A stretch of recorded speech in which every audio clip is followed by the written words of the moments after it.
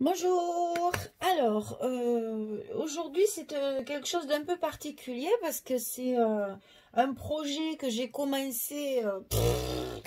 Je me souviens même plus quand d'ailleurs parce que c'était bien avant que Myriam me contacte pour faire partir de la DT. Je crois que j'avais commencé ça en janvier, mais je ne suis pas vraiment très sûre. Et comme c'est un projet relativement simple et assez vite fait, je me suis dit, pourquoi pas faire profiter de ce petit tuto à mes copines abonnées. Donc, écoutez, je me suis dit, pourquoi faire ça toute seule dans mon coin, autant le partager. Et donc, j'ai repris tout ce que j'avais fait jusqu'à maintenant. Donc, il y a des choses qui sont déjà faites, bien sûr, puisque je ne faisais pas de tuto à l'époque. Donc j'ai essayé de vous reproduire un peu le schéma de montage parce que il est très simple, c'est fait avec des feuilles 30-30 par contre, hein. Et donc bon, on va essayer de monter ça tranquillement. Je vais essayer de faire que 2 vidéos parce que c'est relativement simple puisque c'est répétitif, toutes les pages sont les mêmes. Par contre, alors, une petite précision quand même avant de commencer. Quand j'ai fait tout ça, évidemment, je n'avais pas encore les techniques de pro de Scrap4You. Il y a plein de choses que j'ai appris depuis avec Myriam et donc qui ne seront pas respectées dans celui-là puisque je travaillais pas comme, enfin je savais pas travailler comme il faut en fait. Donc je faisais un peu comme tout le monde, hein, on regarde des vidéos et on s'appuie un peu sur tout ce qu'on voit. Alors par exemple, quand vous savez qu'on a l'habitude maintenant de faire des cartes 11-16, et bien là pour ce projet là elles font que 10,5 sur 15,25. Alors vous voyez déjà là je suis pas dans les clous, c'est pas du tout une reliure en accordéon parce que je l'ai utilisé peut-être 2 fois dans ma vie et c'est depuis que Myriam m'a bien appris la technique que je les utilise. Donc là c'est pas du tout une reliure en accordéon. Enfin il y a deux trois petites choses comme ça qui font un peu, comment dire, qui sont pas dans le fil du temps actuel, voilà, on va dire ça. Mais bon, pour faire un petit amusement entre deux kits, puisque je n'ai pas reçu les suivants, j'attends que Mondial Relais se remette en route pour recevoir celui que j'attends depuis 2 mois. Et voilà, et après on aura début juin les nouveautés de Ciao Bella. Donc voilà, c'était pour vous faire partager ça. Je me suis dit, il faut que je le termine puisque je l'avais commencé. Et c'était un peu dommage de ne pas en profiter pour vous montrer tout ça. Alors en fait, j'ai pris des feuilles 30-30. Et alors le grammage, ne me le demandez pas parce que je ne m'en rappelle plus. C'était un lot de 10 feuilles. Je ne sais même plus d'où ça vient. Enfin bon, c'est pas grave. J'ai fait avec la collection Graphique 45, c'était typographie. J'ai regardé la date, elle date de 2013. Alors vous voyez, je ne sais même pas si on la trouve encore. Mais ça non plus, si ce n'est pas les mêmes papiers, c'est pas grave. Vous allez voir, c'est vraiment très simple comme montage. On peut utiliser n'importe quel papier pourvu qu'il y ait des images en fait dans les papiers. Mais encore, c'est même pas... Moi j'aime bien, mais c'est pas obligatoire. Donc voilà, donc c'est la collection typographie, c'est la collection 2020. Hein. J'avais pris le petit pack. Si vous ne trouvez pas cette collection-là, c'est pas grave. Il y en a plein d'autres sur le site de Scrap4You. Et Graphique 45, moi j'avais ma période Graphique 45. Je ne travaillais que ces papiers-là. J'adore.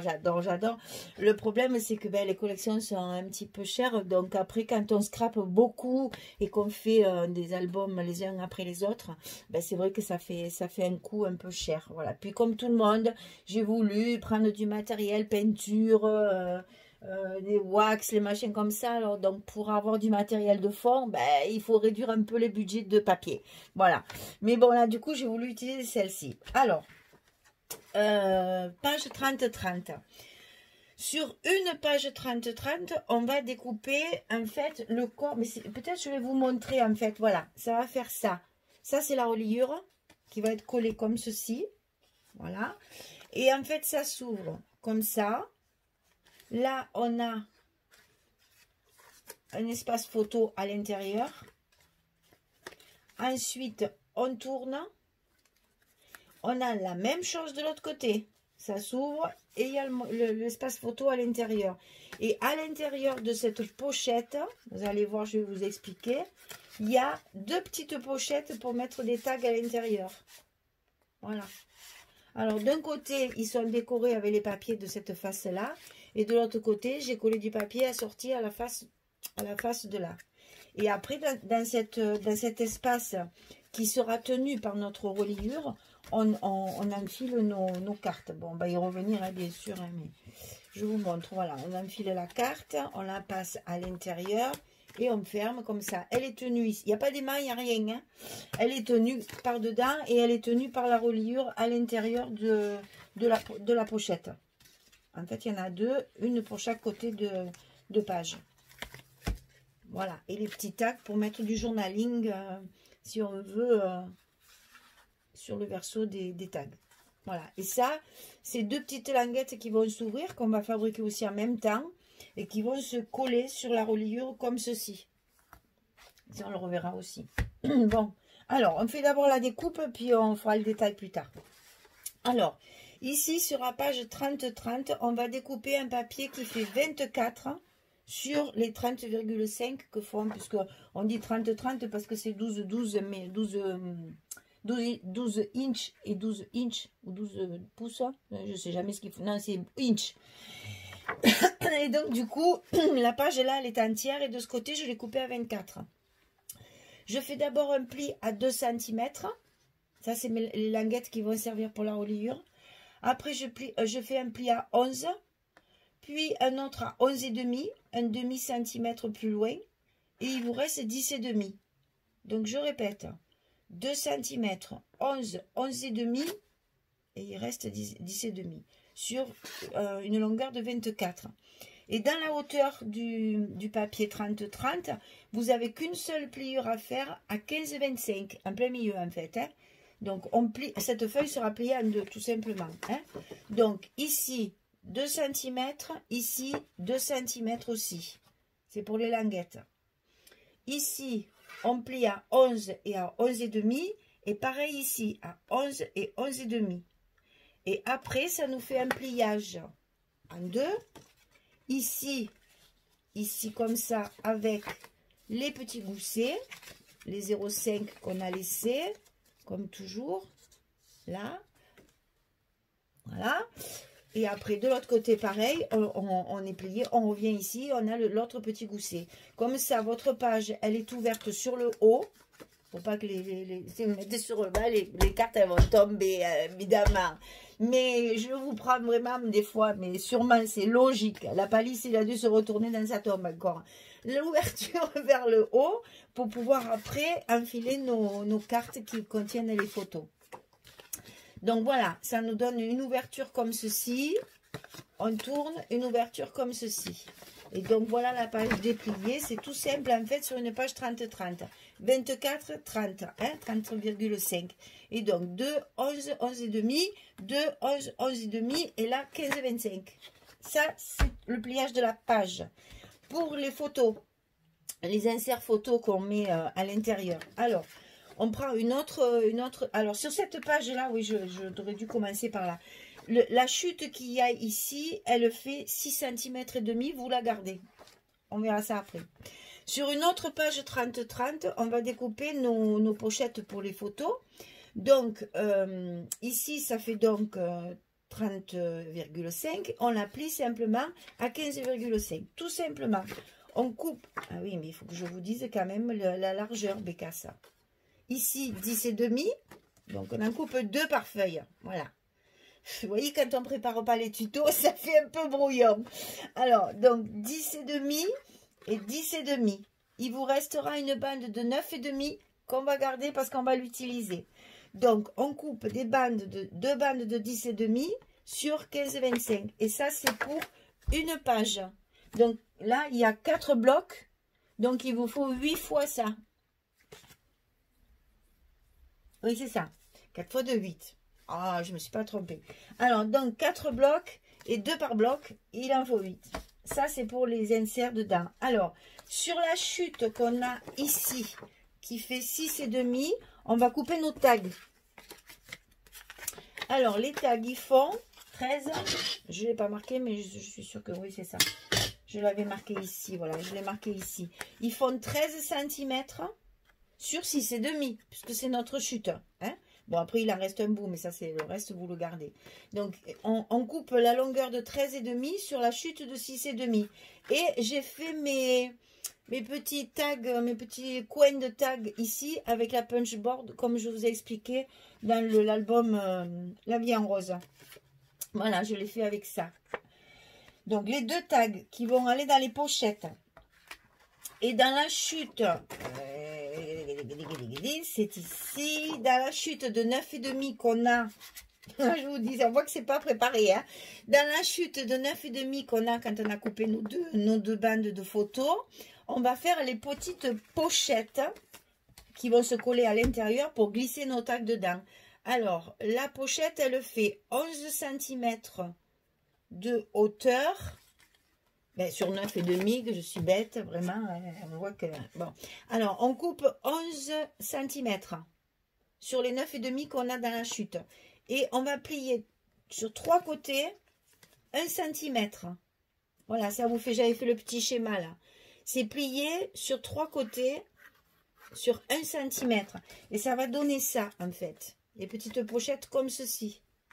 Voilà, et on en fait 2 par page. Donc, 4 x 2, 8.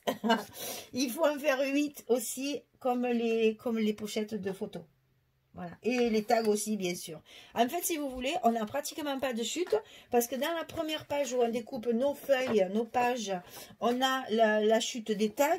Dans la chute des photos, on a la chute pour faire les petites pochettes. Je pense que là, je sais même pas, parce que ça, c'est ce que je mets derrière mon matage de petites photos. C'est du 8 cm. Je ne sais même pas si ça, je ne l'avais pas pris aussi dans les chutes. Enfin, c'est pas grave. Parce qu'en fait, vous voyez, dans mes pages, chaque fois, j'ai mis une petite carte de la collection. Parce que là, il y en avait. Donc, les cartes, je les ai matées avec déjà une couleur claire. Parce que c'est des papiers très chargés, graphiques. Hein.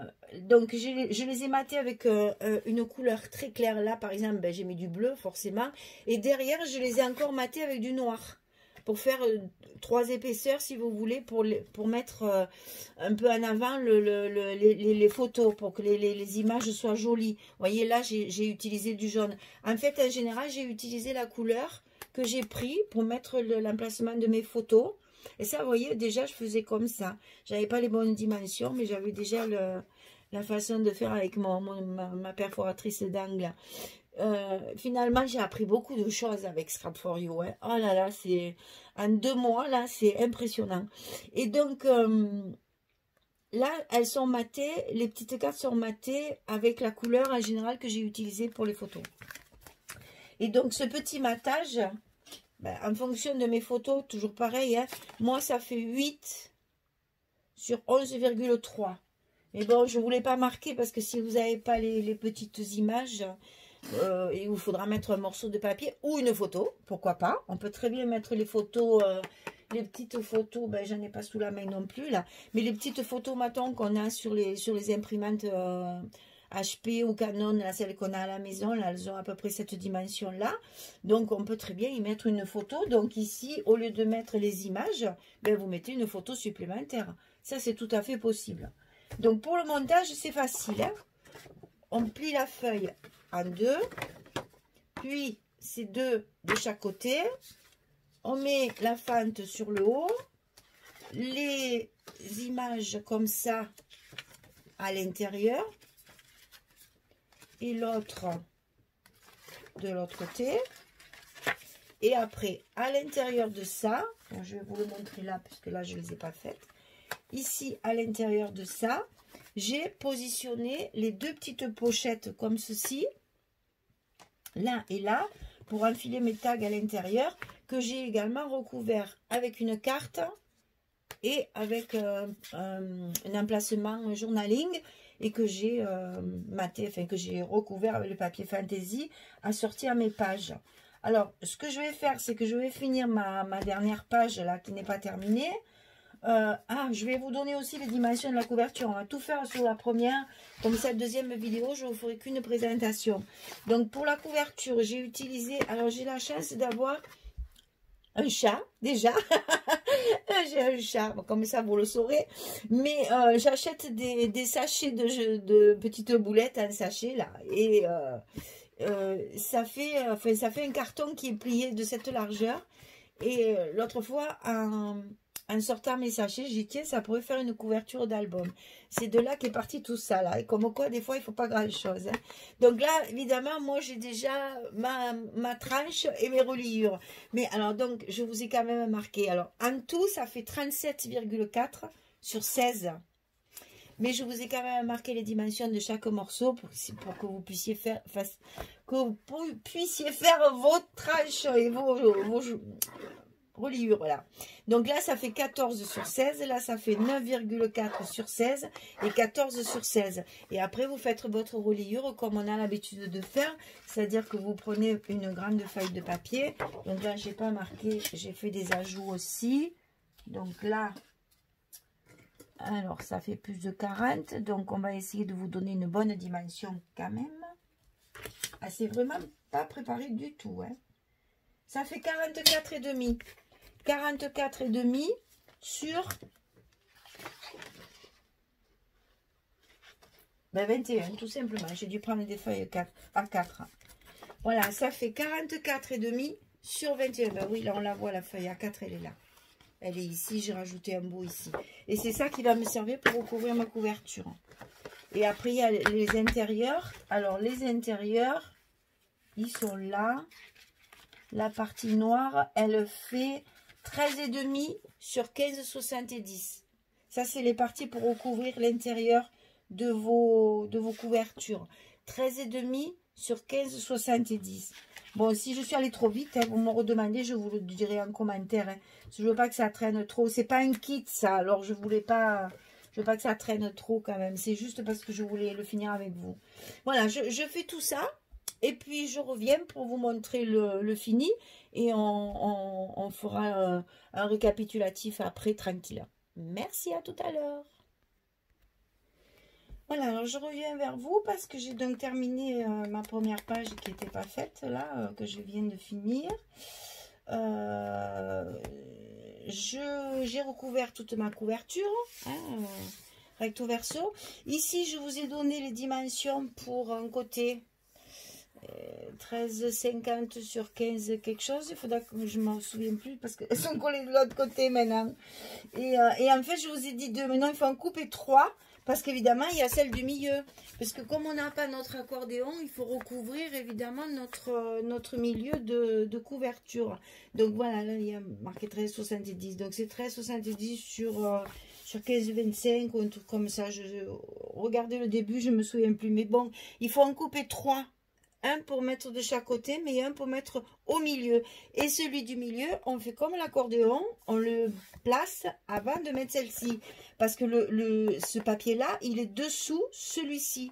Ce qui fait que votre tranche, elle est consolidée par les couvertures aussi ici, qui tiennent bien en fait votre papier du milieu. Alors, pour les pages, je ne les ai pas encore collées parce que ma couverture n'est pas bien sèche.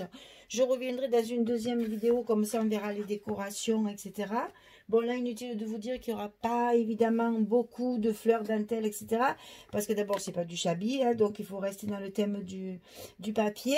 Mais là, je mettrai certainement des petits tampons, des petites choses comme ça. Et je ferai ma couverture avec les papiers. Il me reste quand même pas mal de chutes. J'ai encore des petites images, donc je pense que je ferai une couverture avec les images. Alors, pour la reliure, en fait, vous posez votre feuille comme ceci, avec les deux languettes comme ça, comme ceci sur votre tranche. Et vous collez la première, bien sûr, ras de la pliure de charnière. Hein? Bon, là, je ne peux pas les plier, il y a les pinces. Je vous ai mis que les pinces parce que c'est pas collé encore. Alors, donc, de ce côté, il y a une languette. De ce côté, il y a une deuxième languette. Et sur cette deuxième languette de la première page, je colle la languette de l'autre page. Ce qui fait que comme ça, c'est pour ça que je n'ai pas collé ces deux pour vous montrer. En fait, vous avez... vous avez les deux languettes comme ceci, à cheval. Attendez, comment je peux faire? Là, là, cette page-là, il y en a deux. Une ici, une là. Celle qui va se mettre derrière va venir s'appuyer sur la languette de l'autre. Vous voyez, en fait, vous aurez deux languettes par espace. Ouais, là, je pense que là, comme ça, vous voyez bien. Voilà. Et donc, ça vous consolide. Les deux languettes sont collées l'une sur l'autre. Ça consolide quand on va tourner les pages. Et de chaque côté, la languette, elle est comme ici, collée sur la tranche.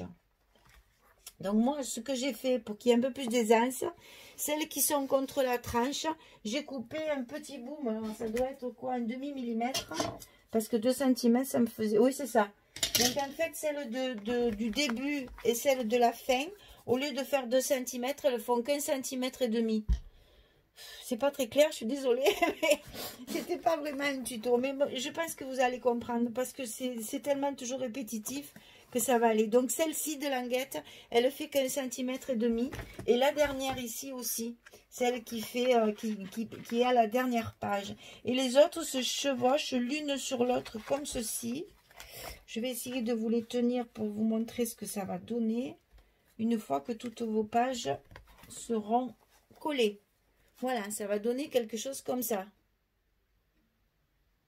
Donc, écoutez, je termine tout ça, je fais mes petites décorations et on se retrouve dans une autre vidéo pour vous montrer la finalité du projet et puis les petites choses que je vais rajouter en plus sur ma couverture et décoration, etc. Mais écoutez, j'espère que ce tuto imprévu, je répète, ce n'est pas un kit. Attention, hein, c'est pas un kit. Déjà, c'est un papier, j'ai regardé sur le site, il n'y est plus. Alors, je sais pas, peut-être, si vous le voulez, peut-être Myriam pourra le commander s'il existe encore. Parce qu'elle le fait aussi, cette marque-là, hein, Graphique 45. Maintenant, il date de 2013, c'est une collection 2013. Je sais pas. Je sais pas du tout si Graphique, il continue après à faire les collections ou pas. Enfin, on verra ça. De toute façon, c'est pas important le papier. C'est pas important, c'était pour la structure. Voilà, donc je voulais vous partager ce petit projet que j'avais fait bien avant le confinement.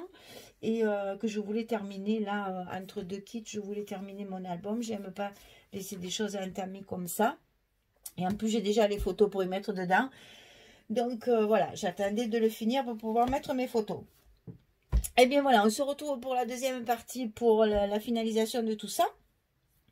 Et puis, ben, je vous souhaite une belle journée. Et nous, il pleut toujours. Bon, on va s'y faire. C'est le printemps, c'est comme ça. Et voilà, ben, écoutez, à la prochaine. Merci d'être toujours là. Je vous remercie de votre fidélité. Et je vous dis à très bientôt. Au revoir.